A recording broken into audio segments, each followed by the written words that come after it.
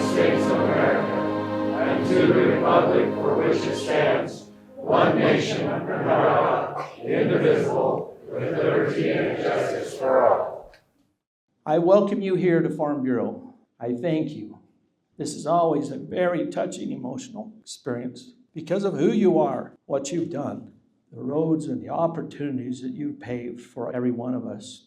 As I looked into your eyes today, as we shook hands, I wanted to hit play and see what you experienced, the sacrifices, the hardships, the challenges, all of those things that's gone on. As we celebrate veterans, we appreciate it not only on the day that we truly celebrate it, but all year long. You're remembered and you're appreciated so that we can have the freedoms in America, this great country, to do the things that we do. So thank you very much for your service.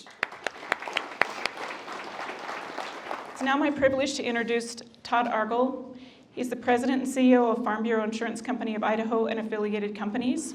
He joined the organization in November of 2019. Since joining the company, Todd has brought renewed focus on culture, underwriting profitability, expense discipline, customer experience, and teamwork. Todd was also honored as one of 2024 CEOs of Influence in Idaho. Please welcome Todd. Thank you, Lisa. Well done. I appreciate that introduction, Lisa, but what I actually do when I introduce myself is say that I am the son of a Korean War veteran and an auto body guy and a full-time mom. I'm one of 9 kids. That's who I am. I can say all this other stuff, but that's who I am. On behalf of Farm Bureau Insurance Company, I just want to extend a welcome to you from all of our employees, all of our agents, our entire board of directors. We're spread throughout the entire state of Idaho, the state of Washington, and this event is put on by employees of Farm Bureau Insurance Company, and their heart and soul goes into this event. It is viewed by them, and they tell us regularly that it is the most important event for them each and every year. So thank you to the Farm Bureau employees who actually put this event on. Let's give them a round of applause. So thank you for being here. It's an honor for us to host you, and I look forward to speaking with more of you throughout the morning. Thank you. We would now like to honor each military branch. Our quintet will play the branch hymn, and we invite you to stand if you're able to be recognized as your branch hymn is played.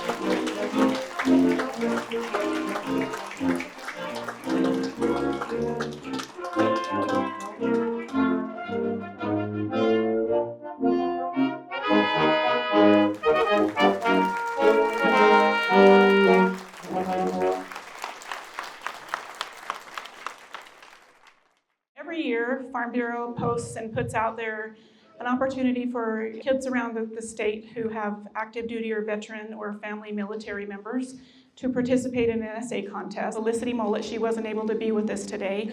The 11th grade category from Pocatello, her mom, Brittany Peters, will read for her. His example motivates me to continue the Mollett legacy, to serve my country, and to honor the generation before me.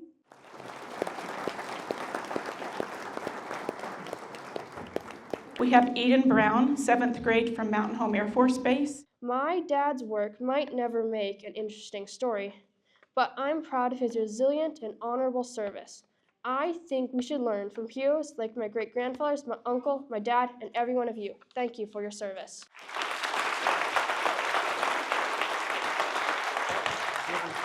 We have Blake Culling from the 6th grade category in Pocatello. I'm glad my uncles died doing the thing they loved. I'm glad my dad made it out alive. I'm so grateful for every veteran, everyone serving, and everyone who died serving. Thank you to my dad, and thank you for everyone who served. It's now my honor to introduce to you Marshall Riggle.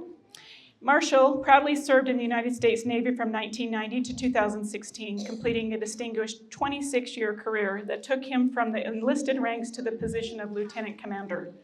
His journey from an enlisted sailor to a commissioned officer was marked by superior performance, exceptional leadership, and technical excellence across both the submarine and surface nuclear fleets. Please welcome Marshall.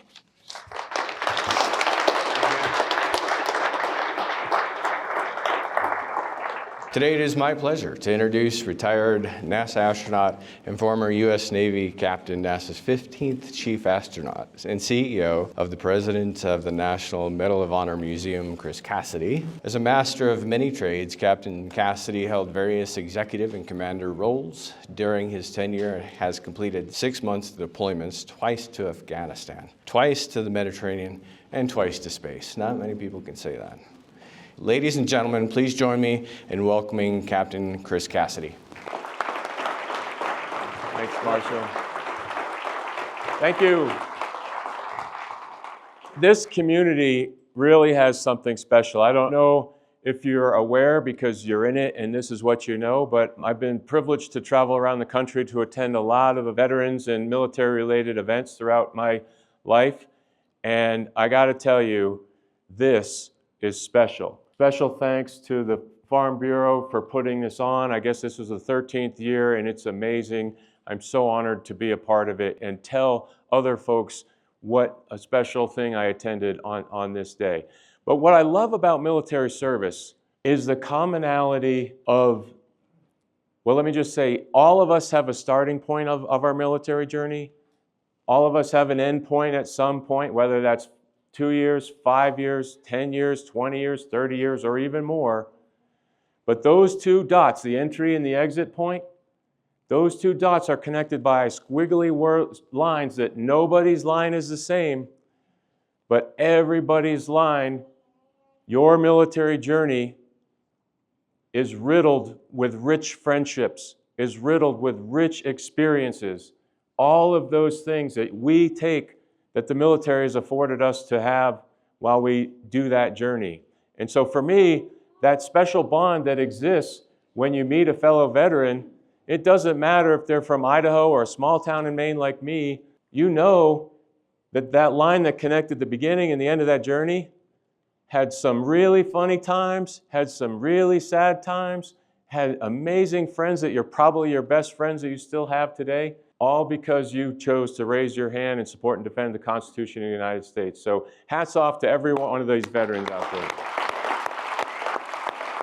So somewhere along the line in high school, probably junior year, the light bulb dawned on for me that paying for college is the thing that I need to contribute to, because it can't be all on my parents. And I'm looking around this crowd, and I know you'll remember the guidance counselor's office and big, thick college books that were on those tables in his or her office. And I walked into there, and I was thumbing through those big, giant books, and I came to a picture of the United States Naval Academy, much like one of these. And I was just kind of drawn to it, and sharp-looking men and women marching around in uniform. And for me, it kind of pulled me in. And I was like, oh, wow, I can really see myself there. We didn't have anybody in my family that came from the military, but I saw this picture and I thought, I can be there. And I read down the page, and it said, it's free to go here. I was like, oh my gosh, this is a pretty cool deal.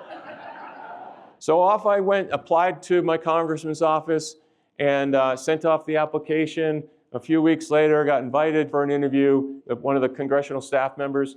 Good job, Chris, we'll take it from here. We'll send all your stuff to the academy, and you got it. I'm like, I even said, you don't need anything else from me? Nope, we got you covered. That was the fall of my senior year in high school when this interview happened.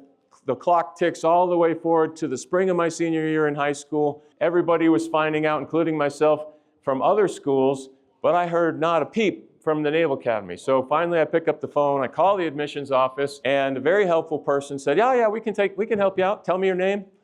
I tell her my name. Over the side on the phone, I hear files rummaging. And I'm sorry, we've got nothing on you. You're not in our system. Now, it turns out, bad on me, I missed a key piece of intel. That is, you have to apply to the school and the congressman's office. It's like two parallel things, and I didn't do one whole half. So here it is. What am I going to do now? Well, this is where it gets interesting. My buddy and I had planned to join his dad on a business trip. He was going to Washington, D.C. for business the next week, which was our spring vacation. One afternoon, went from downtown D.C. over to Annapolis, which is like a 30-minute drive or so, and walked into the admissions office. The woman recognized my story. I recognized her voice, and she's like, you're in luck, because Marine Corps Captain Malillo, he's in his office right now. He's the New England region representative for admissions. If anybody can help you, it's Captain Malillo. So I go bebopping down the hall, all confident little 17-year-old guy. I tell him the situation, total time 5-6 minutes in his office, and he said, okay, I understand, I'll get back to you. When a couple days later, I get a phone call, and I go to the main office for this phone call, and it's Captain Malillo on the phone. And he says, hey, Cassidy, Captain Malillo, United States Naval Academy, I got good news. I can get you into the Naval Academy prep school, but I need an answer right now on the phone if you want it or not. I didn't know what the prep school was, where it was, didn't know anything about it, but just kind of felt like this is a door that's a little bit ajar, and what the heck side of that door do you want to be on when it closes? So I said, yes, sir. I'm in, thank you very much. And the reason I'm telling you that story in such detail, if it wasn't for that gift of an opportunity from Marine Corps Captain Malillo, I would not be here today with you guys. And I share that story because you all in this room might have your own Captain Malillo who was integral to your journey, or may not even know it, but you could have given somebody the gift of an opportunity in your community. I want to share one particular story that I think you'll appreciate because it was a big moment for me. And that was this mission we were given to explore some caves on the border of Afghanistan and Pakistan. And the briefing comes, it lasts about an hour and a half, and different guys gave different sections of the briefing. And at the end, I stand up and say, sir, that's all we got. When all of a sudden he turns to me and goes, hey, you know what I expect of you? I expect you to make good decisions and bring the guys home safely. Right there in that weird moment, I realized what matters most is leadership, is being there for your teammates and bringing each other home. And so that was a very, very significant lesson for me. What I'm often asked is, what are you thinking? What are you feeling?